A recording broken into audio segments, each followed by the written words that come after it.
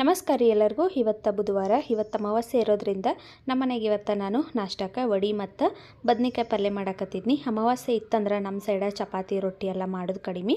ಆದ್ರೆ ನಮ್ಮ ಮನೆಯೊಳಗೆ ನಾನು ಯಾವಾಗಾದರೂ ಒಂದು ಸರಿ ಚಪಾತಿ ಮಾಡಿರ್ತೀನಿ, ಆದರೆ ರೊಟ್ಟಿ ಅಂತೂ ಮಾಡೋಂಗಿಲ್ಲ.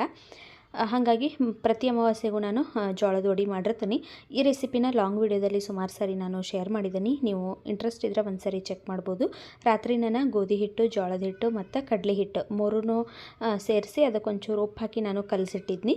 ಅದಕ್ಕೆ ಹಸಿಮೆಣ್ಸಿನ್ಕಾಯಿ ಖಾರ ಏನು ಮಾಡಿಟ್ಕೊಂಡಿದ್ದೀವಲ್ಲ, ಮೊನ್ನೆ ನಾನು ಒಂದು ಶಾರ್ಟ್ ವಿಡಿಯೋದಲ್ಲಿ ಶೇರ್ ಮಾಡಿದ್ದೀನಿ, ನೀವು ಅದನ್ನು ನೋಡ್ಬೋದು. ಅದೇ ಖಾರನ ಹಾಕಿ ಮಿಕ್ಸ್ ಮಾಡಿ ಇವಾಗ ವಡಿ ಮಾಡತ್ತೇನೆ ನೋಡಿರಿ. ಸಾನ್ವಿಗೆ ಸ್ಕೂಲ್ ಟೈಮ್ ಆಗಿತ್ತು, ಹಾಗಾಗಿ ಪಲ್ಯ ಮಾಡೋಕ್ಕೂ ಮುಂಚೆನೇ ಆಕೆಗೆ ಒಂದೆರಡು ವಡಿ ಮಾಡಿ ಕೊಡತ್ತಿದ್ದೆ.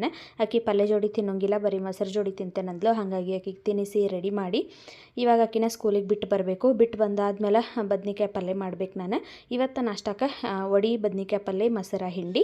ವಿಡಿಯೋ ಇಷ್ಟ ಆದ್ರೆ ಲೈಕ್